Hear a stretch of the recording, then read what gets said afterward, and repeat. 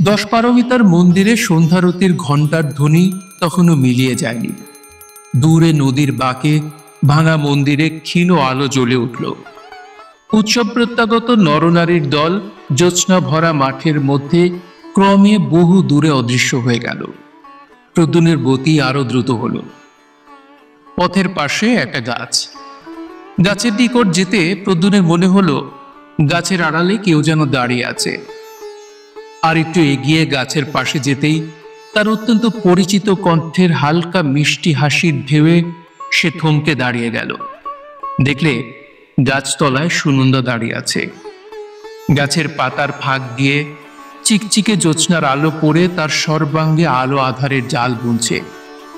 প্রদ্যুন চাইতেই সুনন্দা ঘাট দুলিয়ে বলে উঠল, আর একটু হলে বেশ হতো, গাছের তলা দিয়ে চলে যেতে, অথচ আমায় দেখতেই পেতে না। না, তার দেখবো না কেন? ভারী ব্যাপারটা হয়েছে গাছতলায় লুকিয়ে, আর না দেখতে পেলেই বা কি? আমি তোমার উপর ভারী রাগ করেছি সুনন্দা, সত্যি বলছি।